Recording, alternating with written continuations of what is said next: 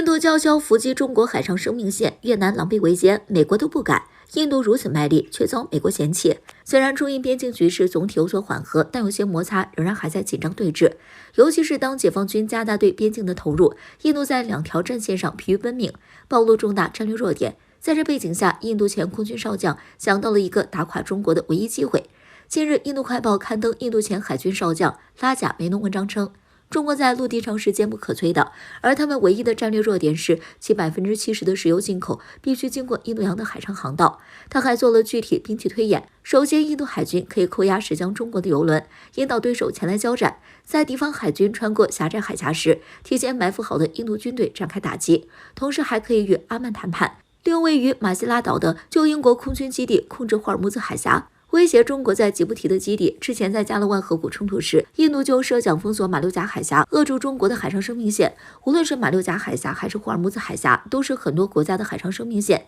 就连美国都不敢这么做。印度哪来的自信和勇气？只是暴露自身目光狭隘、战略短视。尤其是随着阿富汗局势大变，印度西扩夹击中巴的梦破碎，印度又开始了东扩，与越南狼狈为奸。在18日，《印度时报》报道称，印度与越南在南海展开了联合军演，进行武器射击演习和直升机演练。印度海军出动护卫舰、驱逐舰和海军特遣部队，正展开为期2个月的部署。随后，他们还参加8月底在关岛附近举行的巴拉马尔海上演习，将有4国集团、美国、印度、日本、澳大利亚参加，以抗衡所谓的中国在该地区的扩张行为。此外，近期印度海军特遣部队还将与菲律宾、新加坡与印尼展开双边演习，配合印度东望政策，同时也是在配合美国的印太策略，利用他们在东海、南海牵制中国，不结盟是假，到处拉帮结派，组建围堵中国的小圈子是真。然而，印度这么卖力，却遭到美国的嫌弃。19日，印度教徒报报道称，印度商务部长皮尤什·格亚尔表示，拜登政府已经告知印度，他们对印美自由贸易协定已经不感兴趣了。印度一向只要好处，不想让利益，而且自尊心与实力不匹配，被美国嫌弃在情理之中。印度也别想着美国能带来利益，毕竟美国优先根深蒂固。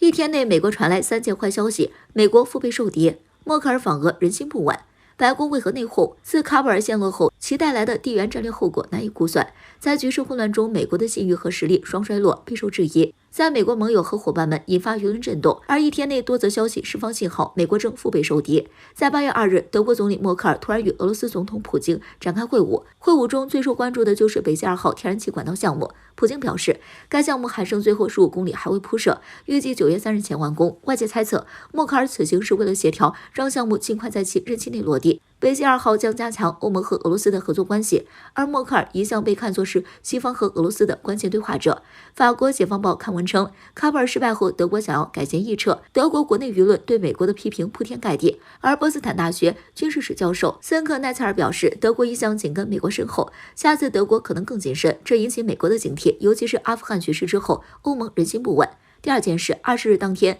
纽约时报》报道称，美国情报界和政界都在互相推诿，美政客指责情报部门评估不到位，美情报部门指责美政府撤军政策失误，其实就是白宫、国防部和情报部门之间相互甩锅，而这把火也烧到拜登头上。美国前总统特朗普叫嚣，拜登应该为此辞职。美国国会共和党人纷纷攻击拜登撤军政策，甚至呼吁拜登立刻下台。第三件事，除了在喀布尔局势上炮轰美国，西方媒体还就新冠溯源问题批评美国。法国新团结刊文批评美国将病毒溯源政治化，而许多国家研究充分证明，新冠病毒在武汉爆发前就存在，美国有着更大的嫌疑。这并不是第一个发生的西方媒体，在这之前，意大利、法国媒体也呼吁对美国德特里克堡进行溯源调查。此外，意大利、荷兰2国实验室通过一系列血液采集样本的合作研究证明，早在2019年6至7月份，美军通过血液项目将新冠毒株带到多个欧洲国家，还有包括意大利、美国、瑞士、法国、英国等多国科学家在各大权威杂志专刊上发文为中国发声，支持到其他国家溯源，还有多个国家和地区向世卫组织递交联合声明，反对溯源政治化，到更多国家展开溯源工作。拜登此前下令情报机构90天内拿出溯源报告，到现在仍然没有实质性进展。美国肯定要挖空心思抹黑泼脏水，但势必会遭到反噬。随着新冠持续蔓延，越来越多国家想要撬开美国的大门。我军展开双臂拥抱台湾，火箭军公布对台夺岛作战利器，美国态度突然大变，嚣张气焰全无。台湾问题一直都是中国人心目中的一道坎儿，终究是要解决的，一直悬而未决，主要是因为我们不想伤害同胞，毕竟两岸本就是一家人，和平解决才是最好的方式。可惜总有人不希望看到中国和平发展，千方百计的在台海地区制造不安因素，阻止我国完成统一大业。众所周知，两岸由于某些历史原因导致了现在的局面，这是属于我国的内政。但是美日等国却公然插手台海，和岛内顽固势力相勾结，为其撑腰，一直在阻止宝岛回到祖国的怀抱。近年来尤为明显，美军机数次降落台湾省，拜登政府对台首次军售，日本将台海问题写入了其防卫白皮书内，甚至叫嚣要和美国一起进行备台行动，这些都在公然的挑衅我国的主权。解放军守护祖国统一的决心，自然不会因为美日的武力叫嚣而改变。为了向美日等国和岛内分裂分子发出警告，东部战区近期在台西南、东南等周边地区举行了联合火力突击等实兵演练，出动了大量的战机、舰艇等先进装备，并且解放军东部战区发布声明，罕见目标直指美台，点名警告。很多网友戏称，此次解放军从多方向对台进行演习，就好像展开双臂拥抱宝岛一样，舍不得将其松开，这正巧表明了我们的态度。尽管面对很多困难，台湾省一定会回到祖国的怀抱。除此之外，火箭军近期也罕见公布了新型导弹发射的相关画面。据央视网22号报道，火箭军常规导弹第一旅今日发射了2枚新型导弹，成功命中了几百公里外的敌方目标，并瘫痪了敌方防御体系关键信息点。澳门军事观察家黄彤表示，从公布的画面来看，火箭军试射的导弹很可能是东风16的改进型。外界普遍认为，从瘫痪敌方关键信息点可以看出，此次新型导弹很可能是搭载了电磁脉冲弹头，一旦台海发生冲突，这将是对台夺岛作战的一大利器。也许是在看到我军如此强硬之后，美国态度突然大变。近日，美国国务院东亚及太平洋事务局在官方推特表示，将在一个中国的框架下继续支持以和平的方式解决两岸关系，希望双方进行有意义的对话。这与美国之前的态度有很大的变化。之前嚣张宣布为台的气焰全无，美国突然态度大变是有原因的。第一，美国在中东现在已经是焦头烂额，没有太多精力来台海地区搞事。第二，美国和我们对待台湾的决心不同，在美国心中，台湾只是他们制衡我国的一枚棋子，美国没有决心同我国在台海爆发全面战争。所以从解放军拥抱台湾来看，我们有能力有信心维护国家统一，只不过害怕对岸同胞受到伤害，才一忍再忍，但这不是挟洋自重的理由。一旦越线，解放军将以雷霆之势给予任何企图分裂我国的敌对势力予以坚决的打击。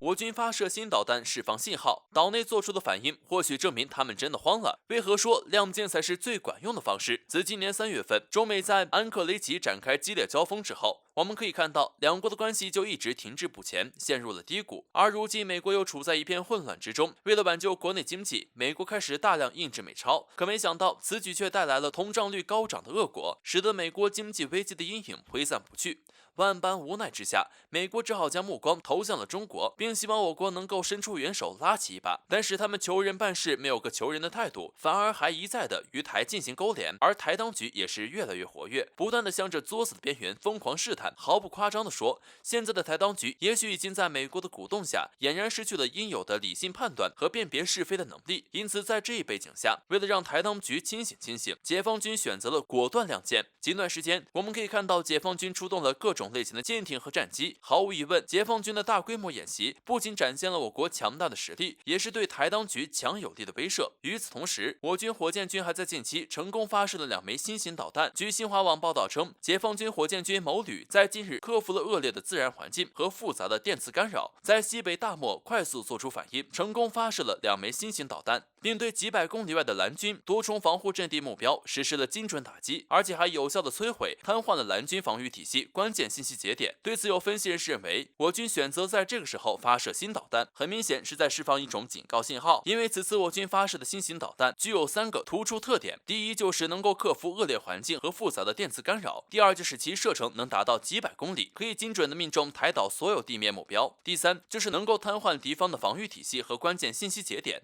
所以，通过这3大特点，我们几乎可以认为，这次发射的新型导弹在未来完全可以成为打击台独的实战利器。而在解放军亮剑之后，岛内做出的反应也是比较耐人寻味的。台当局日前发文声称不再依赖美国，也许是意识到一旦台海真的爆发冲突，美国根本不会为了台当局与解放军直接过招，所以台当局在我军释放警告信号后，才有意收敛与美国的勾连行为，不再那么高调。除此之外，岛内媒体也在一夜之间变换了语气，过去他们习惯把大陆称为中国，现在却统一改口为大陆。这些反应或许说明他们真的开始慌了，明白背叛祖国将不会有好下场。最后我们想说，对于那些分裂分子，亮剑可能还是最管用的，因为这也是他们能够听得懂的方式。所以我们在关键时刻就必须得亮出利剑，让台当局好好的认清现实，也让他们明白，任何阻碍祖国统一的行为都将是玩火自焚。